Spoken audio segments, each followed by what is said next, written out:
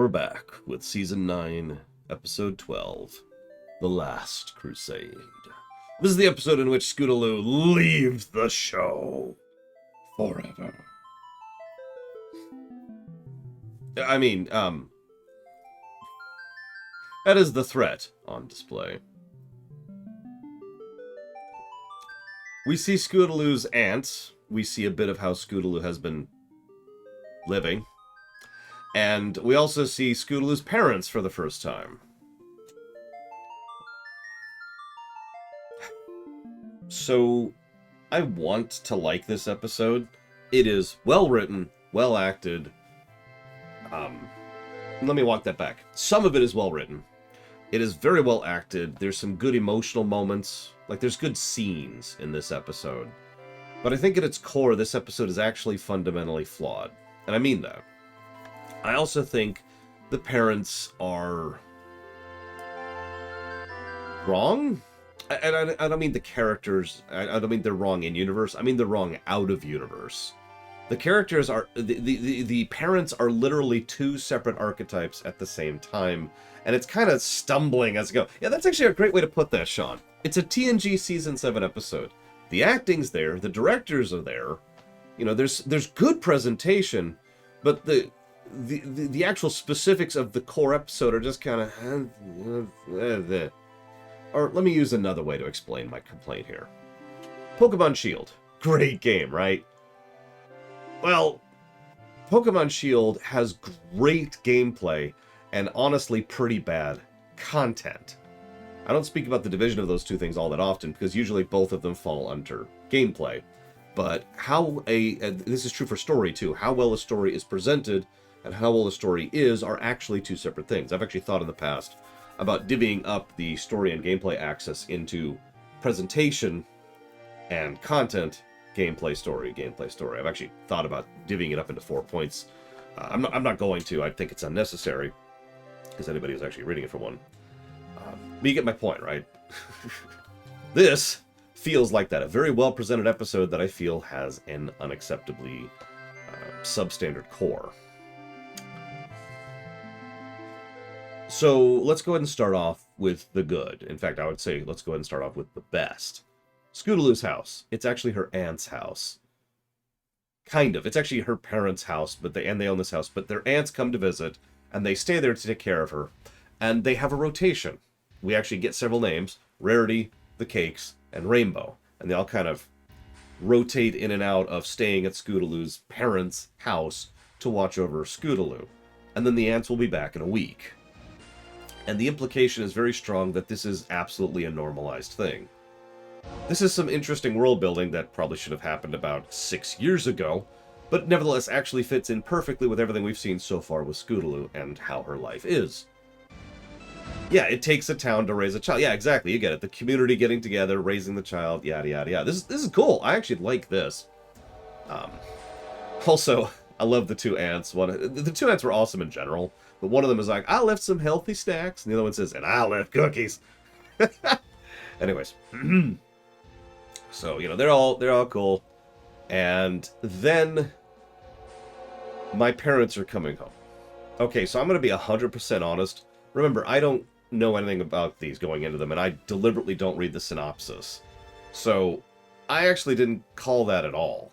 I was just like, oh, we're actually seeing... Okay. So then we cut to the school. Cheryl talks about the weather factory. You remember that from season 1? And this is when Scootaloo starts talking, in gushing terms, of course, about her parents, who, of course, don't live around here. Their jobs are way too important for that. They study very dangerous and rare flora and fauna abroad, which is why they're always away. I should probably pause a moment to say that that topic by itself could be a whole topic. You could do an entire episode on a child that effectively has to raise themselves. I should know, that was me. Me, excuse me. Couldn't even finish the word. Oh, don't mistake me, I love my mom dearly and devotedly, but for a fairly large portion of my life, especially my developing years, guess who took care of the bills and did the paperwork and cleaned the house and did the cooking and all that? Because she was working at an important job, which required her. Medical job, even. And it was just bumming me. My point is, I'm not trying to... No, my mom didn't leave for 9 years. What would happen is she would get home in the evening, exhausted and tired, probably sit in front of the TV and watch something for a bit as she's just trying to de-stress from the day. I'd serve dinner, and then she'd go to bed. And then I'd get up, go to school before she wakes up, and I'd get home and wait for her to get home in the evening, which if you're paying attention means about a half an hour of seeing her every day. Now, there are exceptions, of course, and I never want to gainsay her for that. This is not trying to bash her. I'm just saying she had an important job. She was a pharmacist in a time when that was very much... so for those who don't remember, back in the 80s and 90s, there was like a really huge absence of good pharmacists and good nurses here in the United States. And so that job was in extremely high demand. So, we moved a lot, and I didn't really have a lot of time with my mom. I was the person who took care of the house. Now, I wouldn't suggest that. I don't think that's a good thing, but it isn't necessarily a bad thing either, and that's my point. You could do a whole episode about parents are off doing important, significant, relevant work, and the kids kind of have to deal with that. It's not like the parents don't love the kids, right? It's just they're off running the Galaxy-class ship doing... And yeah, by the way, I absolutely think Star Trek should have covered this before, too. Star Trek, in my opinion, is another perfect avenue to cover this exact same topic. They barely touch their toes into the water on this topic occasionally. Like, there's 1 or 2 episodes where a child's parent dies on a particular mission, and that's kind of as far as they go with that. That's it. Anyway, sorry, I'm just talking about what I think this episode should have been or could have been. By the way, I have another idea of what this episode could and should have been later. Instead, well, the parents show up. A crocodile attacks, which is actually pretty ridiculous on several levels. I know that this is being portrayed for laughs, but this is a terrifying creature, a legitimately dangerous creature that they just kind of let attack the school for like a solid 30 seconds, and it comes very close to causing real damage. It actually does destroy one of the desks. This is not cool. They could have done this on purpose to impress her friends. I don't buy that for a millisecond. Cherilee's legs... Yeah, by the way, I actually noticed this. If you pay attention, Cherilee in the background is already shaking and her eyes are wide until the camera actually focuses on her, and then she's like, yeah, class dismissed! Because she was freaked the hell out about this. As she should be. I hate to sound harsh about this, but I really do feel this episode has problems. And it's not even a bad episode so much as it's just... You know? Anywho. So the Irwins show up. I mean, Scootaloo's parents show up. And... they take him out for Sundays. Okay, that's cool. And they go out, and there's this wonderful little tidbit where Scootaloo says, I wonder if you're staying for a while this time. I did notice that, Ross. Cherilee did immediately... I should mention that, sorry. Cherilee immediately grabbed Scootaloo to protect her, as she should. Good teacher. Agreed. Yeah, no, it's story sequencing is what I call this. Bad story sequencing. There's just a bunch of disconnected set pieces where the story doesn't really seem to connect with itself properly. And yeah, exactly, Lunera. There's just... Way! You just let a crocodile loose. Hey! Anyways, I'm willing to forgive a lot. Especially if it's for humor's sake, you know? But I really do feel like this episode in particular has at least 3 scenes where something legitimately kind of horrifying happens and they just kind of hand-wave it away like, ha ha ha ha. I agree, there are individual scenes that are very well written. It's why I can't call this a bad episode. It's just a disjointed episode. But I'm sorry, I'm getting way too ahead of myself here. Let's rewind a little bit. So they go to the Sunday thing, right? And they're having the ice cream, and Scootaloo says, I wonder if you're staying for a while this time. This implies that they have visited briefly, but emphasis on the word briefly, that this is the amount of time that they've spent with their daughter. That's important. I want you to remember that. Obviously, we haven't seen them for the last 9 years, but we do have to accept and understand that stuff happens off camera. We've talked about this before. You can't, and honestly shouldn't, show everything on camera. You can imply and emphasize what's going on off camera, right? so we can have an understanding of the background. This does a perfect job of that. It tells us how little interaction they've had with our daughter. So remember that. So then they said, yeah, I know, we're going to live and everything's cool. And by the way, we're moving here and you're moving with us. Okay. Then they specifically mentioned that the thing that convinced them is Sombra's return and the destruction of the tree. So point one. That actually tracks. As we talked about back during the episodes at the beginning of the season, Sombra's return was terrifying. It was a horrifying nightmare scenario that, honestly, Sombra came pretty close to winning, if not for Discord, right? Like, he was able to kind of curb stomp everything in his way. Now, he was going to lose eventually, but most people don't know that. We know that there was no real threat, because we know at any moment in time, Discord could have just said, all right, enough, and ended it. But I bet you the overwhelming majority of people in Universe have no idea about that safety net that we've talked about before, right? So instead, all you know is that he just took over the Crystal Empire, nearly took over Ponyville and Canalot, and was barely defeated at the last second. That's terrifying. Imagine being out in the jungle and getting that news. So, all right, speaking as a guardian, as a parental figure, I'm going to use that word again, guardian, so I'm going to stick with that. Speaking as a guardian, yeah, I can absolutely understand, okay, maybe we should do something about this. But, yes, she was. Everyone in Ponyville was, with only like 7 exceptions. There's issues here, which we'll get into in a minute. Also, absolutely continuity counter, but we're actually going to give an arc counter for this. There is way too much continuity in this episode to count individually. This is an episode that sits on the backs of a dozen or so other episodes. So we're going to go and push up the continuity counter, and then push up the arc counter, because holy schmoly. So anyways, so the parents have decided that she's being moved away. This is a fairly complex situation, really. And unfortunately, I think it's mostly because the episode is badly structured. So on the one hand, they're her parents. Okay. On the other hand, how much they deserve that title is debatable, given how little of a hand they have had in their daughter's life for what we understand to be forever. Like since she was born. At the very least, since the show's beginning, which was however many years ago. Her developing years have been without her parents. Her aunts have quite literally been more her parents. Rainbow Dash has quite literally more been her parent, her guardian, than her parents have been. You notice a little anger seeping in here, forgive me. Appropriate musical cue. Where's Frostmourne? I need to get Frostmourne. So, now the third point here. It's not like a child, even someone who's 10 or 15 or however old she is at this point in time, really has a strong and real understanding of where they should live and why, and moving is kind of a normal thing.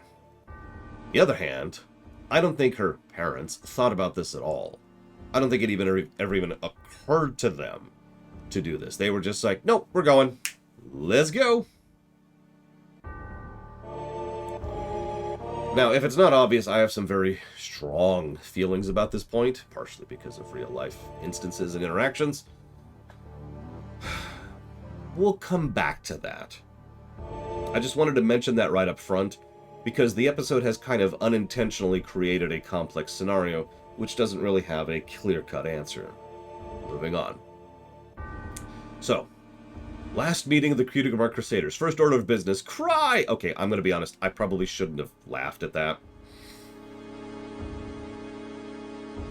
But I did. But here's the thing. Remember I mentioned the Season 7 thing earlier? Remember I mentioned the presentation thing? This scene is very strange.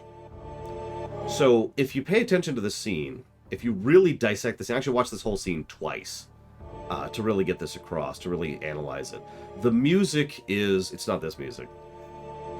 The music is rather upbeat. Almost a little bit of slapsticky kind of music, like blum, blum, blum, you know, that kind of music is playing to kind of lift the tone of the scene artificially. And the animation is going out of its way to show them in a manner that would be referred to as exaggerative, to make it look like they're not really crying. The problem here is both the dialogue, the written words on the page, and the voice actresses are selling that this is actually legitimately heartrending. And I think what actually happened, and I guarantee this, in fact, is what happened is they did their performance, and they did the lines, and everyone who was doing the editing was like, oh my god, this is way too dark. Because it is. If you remove that jocularity, remove that animation, what you have is a fairly dark, fairly depressing, very sorrowful scene. And everyone was like, okay, we gotta lift this up. And so they artificially shove in this music and twist around the animation. But what we have is disjointed instead of lifting it up. Instead, it just comes across as weird. Because they're still doing the performance. They're still saying the lines. No rewrites happened. No re-recordings happened. Yeah, the voice actresses went way all out on this and did a great job, too. And I'm with Trathan, by the way. Too dark for children? Piss off. Not you, Trathan. You're cool. I mean, let me pretend that this Dayquil bottle is the executive who says that. Piss off! Here, we'll put it in a hat so you can tell it's... You get the idea, right? There is such a thing as too much for a show like this, and I do actually agree with that. This is not that.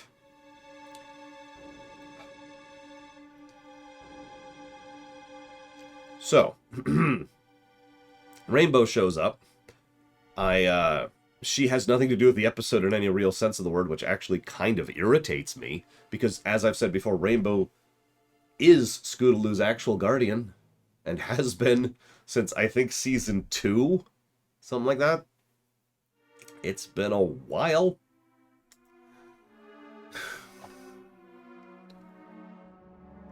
But no, Rainbow just shows up for what is effectively a quick gag, 2 gags, and then one thing at the end, and that's kind of it. Listen, Sean, I just need to make sure that you're going to be paying proper respects. That's all I'm going to make sure. She is a catalyst, but no, she's there for the gag. Let's be honest. She shows up. That wasn't the reaction I was expecting. That's a joke. And so, do you want these tickets or not? That's a joke. She is there to lighten the scene. Which is funny, because it means the author, the writer, Nicole, I don't know how to pronounce her last name, actually thought about lightening the tone of the scene, even in the writing. So anyways... So then, the kids come up with their own answers. Shenanigans. I don't have anything to say about this, really. That's not true. I have a couple things to notice. I do like how they do a little bit of showcasing that Sweetie Belle's telekinesis is still getting stronger. You know, she's holding up the thing. And I like the potion. Apple Bloom makes a fairly complex potion on her own. That's pretty impressive. So, shenanigans happen for a minute. They mentioned several times that the train only leaves once per month.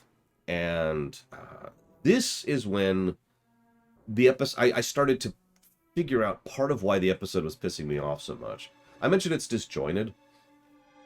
Part of that is the parents. On paper, the parents are what I would call negligent. Not actively hostile. Negligent's actually the wrong word. Let me walk that back a second. Let's go with a different word. Let's go with inexperienced. Her parents are not good parents, but not in the sense that they're hostile, not in the sense that they are, malevolent. They do love her very clearly, and they do want what's best for her. And it's not that they are unaware. It's just that they don't really know how to be good parents. This is a topic that's actually kind of important to me, if you'll forgive me, because me and my sister had a really long discussion about this recently. So this is why I don't want to use the word negligence, because negligence is a little bit, is a step down from this. It's a step worse than this. Negligence is when you let your kid play with knives because you're watching TV with the booze, right? Like, that's negligence, right? That's not caring. This is a step up from that. This is inexperience. This is not knowing how to be a good parent. So you do the best you can. And most parents fail, because we're all just figuring this crap out, right? Yeah, uninformed is a good word. I like that. So, how good or bad a parent is obviously going to be a very morphic thing, and everyone's going to have different opinions on that. But the problem here is that these parents are clearly not good parents. They're absentee parents who don't know how to parent. And the problem I have with that is the episode portrays them... Let me walk that back. The episode presents them in a reasonable light at all times. And this kind of talks into what Lord Harrowmont was talking about earlier, because they are weirdly affable. It would be easy for the episode... I would actually hate this episode even more if they were dicks, right? We know what's best for you. Come on, we're moving on. You know what I'm talking about, right? If they were just portrayed in a universally antagonistic light. Instead, the episode bothered to showcase that they aren't. But at the same time, they still aren't good parents. That fact doesn't change. Remember what I said earlier? These are the definition of absentee parents. And someone who... And yeah, they consistently say that the friendship between the Cutie Mark Crusaders doesn't really matter, and their job doesn't really matter, and they just automatically presume things in ignorance. Are they worse? I would honestly say these are worse than Rainbow Dash's parents. I would say that. Yeah, the father deconstructed the Cutie Mark. That was an interesting scene, actually. And so it's just kind of... Okay. Now, this is pure opinion. But it is my opinion that they actually don't have the right to make this choice. Now, you're probably thinking, who does? Scootaloo? No. Scootaloo's guardians have the right to make this choice. And that's another reason why I mentioned how much it irritates me that Rainbow has no real presence in this episode. What probably should have happened is that Rainbow, as her actual guardian, should have been the one, and the ants, actually, let's bring in the ants too, should have been the ones that they consulted on the matter. That they asked permission to do this, that they told them about their plans, instead of just deciding on their own, hey, by the way, we're taking this kid away, and that's just it. What they did is demonstrably wrong, in my opinion. And yeah, actually, honestly, I'm actually with Trathan. The town as a whole. Scootaloo is a community baby. That's a real thing that doesn't happen all that often anymore, but it is a real thing and a real concept. And Scootaloo is a textbook example of that. Who is she raised by? The town. The community. The people who embraced her and have taken her into their lives and helped be there for her and raise her and provide for her and care for her on a day-to-day, everyday, mundane basis for all the little niggling details that are involved with actual parenting. Visiting... Sorry, I'm getting a little off topic. Let's walk this back. I don't need to go this far off topic. Actually, yeah, I agree with that, Ross.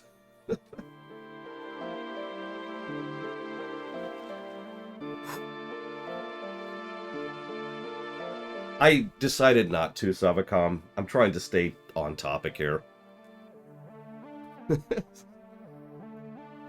Let's just say I know plenty of people in real life who are both absentee and negligent bad parents, and move on from that.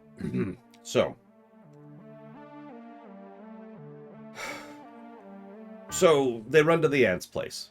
Good call. I think I've already mentioned this. I really like the ants in this one.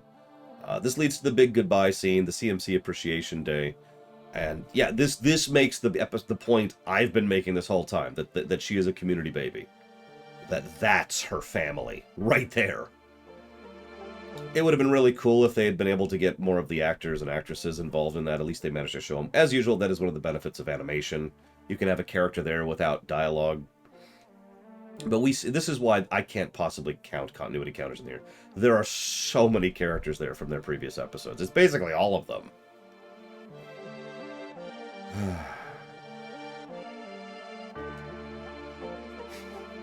I liked, what's his name? Trouble Shoes? Trouble Hooves?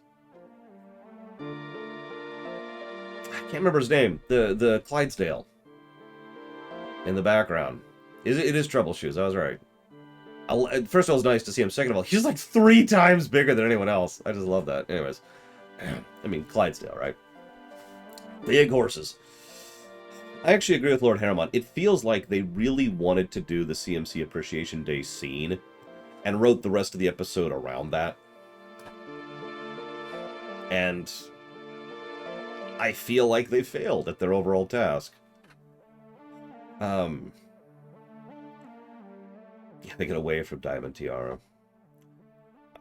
And then they decide, okay, fine, we're not... Well, no, actually, see, hang on. I'm not done being irritated. Give me one more irritation point here.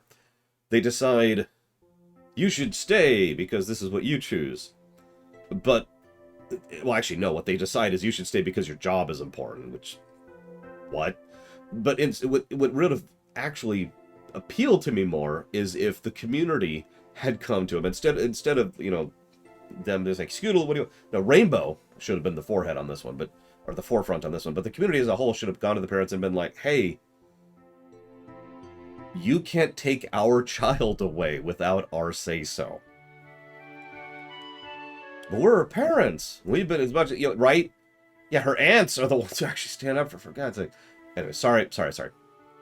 I like the aunts. I just wish we'd seen them before this, you know. Like, could we have gotten them in the last few seasons? Because they're pretty cool. Anyways. And then she stays, and the status quo is maintained. The end. Real quick, tiny aside. It would have actually been interesting if she did decide to go with her parents. Now, I know this is weird, but hear me out for just a second. I know this whole episode I've been talking about screw the parents, and I mean it. But imagine if they show up, and they say, hey, we're moving over here. It's a little bit away. There's a train once per month. You're welcome to join. And they offer to Scootaloo to join them. Scootaloo, who has been absent her parents, who clearly idolizes her parents, says, yes, I want to stay with you. And then she moves in with the parents, like, in the first act. Like, the first 5-6 minutes of the episode.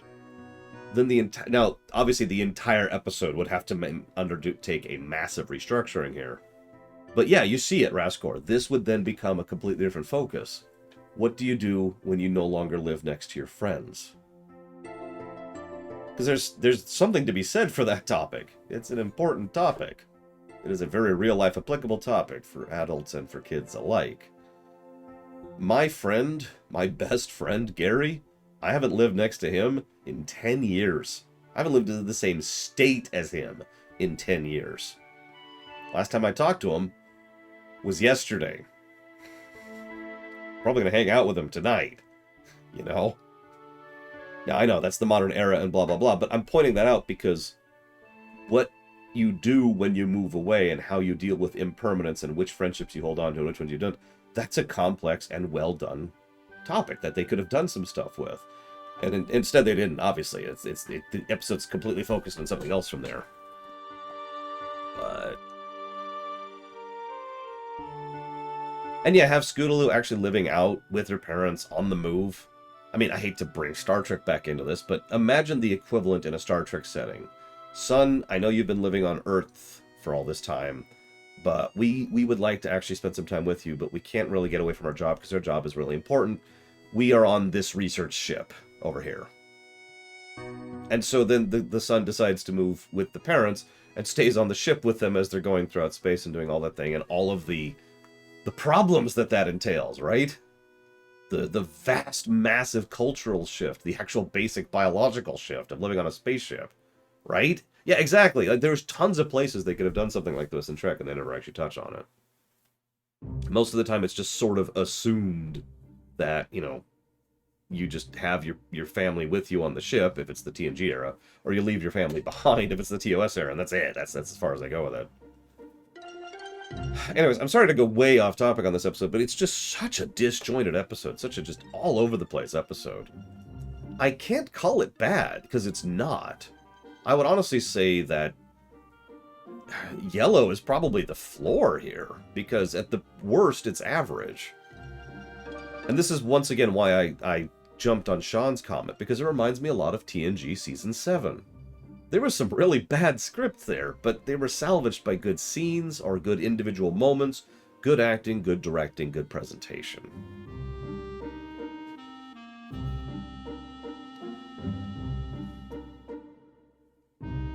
That's okay. I 100% disagree with that Imperial Star Destroyer, but at least we can both agree that we both massively disagree on that. To me, the idea of blood having anything to do with anything is actually honestly kind of alien, and is something that I've never agreed with since I was a child. But I've said that many, many times, you know, family is chosen, right? I've been saying that since I was like 12. So that's my perspective. Because, I mean, I don't know. Moving on. We disagree. Is any episode that's read an automatic rewatch? That's a good question. Hang on, let me look at our list here. Let me look at some reds. Let's see. Is there any red that I wouldn't want to read on? You know, any red that wouldn't be on the VHS list. That's true, Imperial Star Destroyer. I mean, my sister and I aren't blood related, for example. And neither is my niece related to me by blood. So I'm kind of a little biased on the matter.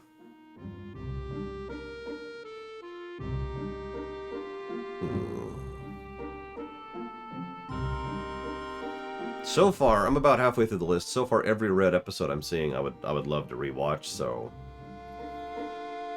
yeah, no, I'd say red probably qualifies for VHS list. Yellows probably don't, honestly. Oranges are probably debatable. So if I was to make a VHS list for the MLP series, I would probably have to.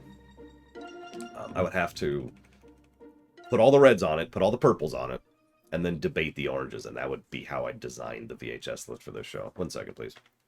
God damn, why is it not mute?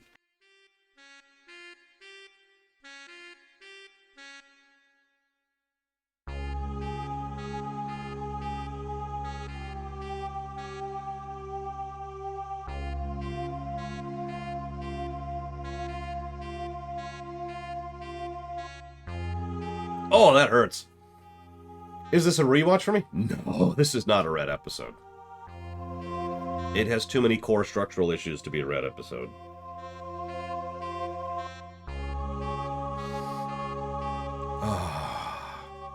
See, that's fortunate, Imperial Star Destroyer. I agree with that concept as an aside. We should all be so lucky to be able to choose our family to also happen to be our blood family. I am not that fortunate, personally, but that's okay. Where is this episode? Where's Nicole? Where's Nicole? Just look for her. Where are you, Nicole? There you are. She didn't start till season 7. Wow. Oh, this could have easily been purple. I mean, how many CMC episodes tend to be some of my favorites, right? How many CMC episodes tend to be very well-crafted works with very important lessons, with excellent storytelling and writing and construction and blah, blah, blah. And this one's just kind of...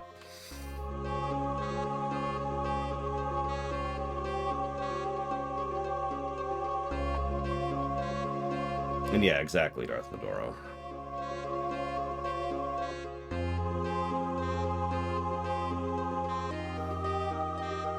I'm torn between yellow and orange. Yeah, Crusaders of the Lost Mark is still one of my favorite episodes ever. Just at the top. I know we've got several purples, but that's the purple among purples, you know what I mean? Along with To Where and Back Again, that's also way up there.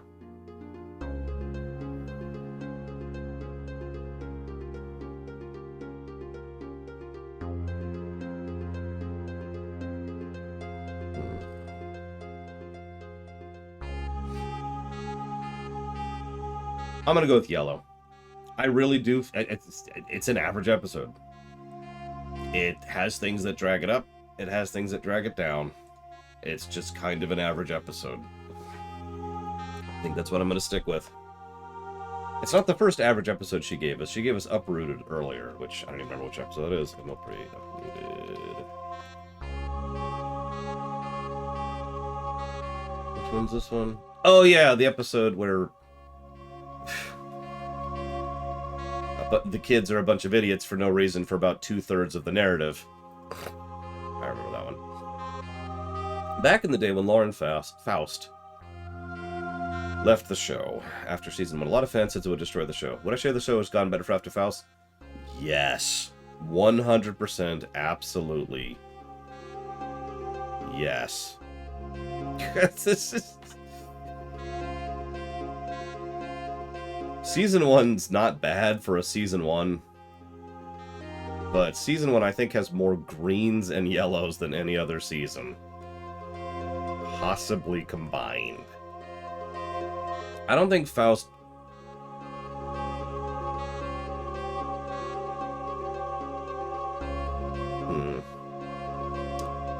You know what? I can't say I don't think Faust is holding it back, because I don't know. I can only be ignorant of that, because I don't know. I really don't. I am not familiar enough with the behind-the-scenes on that one. Oh, no, I don't want to dismiss yours either, Imperial Star Destroyer, but that's not really obvious. I know I am kind of right now, so I apologize if my presentation is not on display. I admittedly get a little bit about raising kids in general, because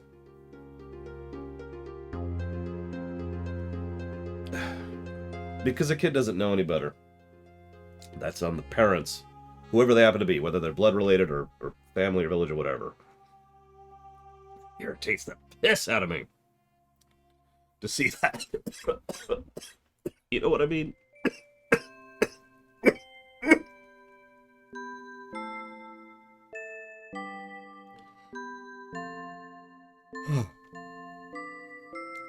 Sorry.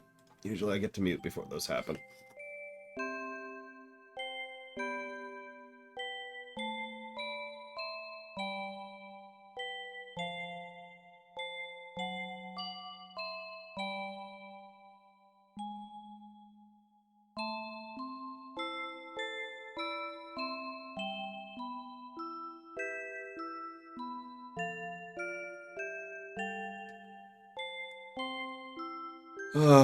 Yeah, I'm at the tail end. This is where this is normal. The tail end is the coughing phase. It's getting all the crap up. The body has dealt with it, and now it's getting it out. That's just how it is. It's unpleasant, it's painful, but it's the final step. Next week we'll be covering Between Dark and Dawn. Again, not looking at any details. And That's a Laugh, which I'm just going to guess right now has to do with Pinkie Pie. So we'll see where that one goes. I'm going to not go grocery shopping because I'm not up for that. Maybe I'll have a pizza delivered. I mean, it's the Super Bowl tonight, right? Surely they're delivering, right? Anyways, I'll see you around, everyone. More FF14 on Tuesday.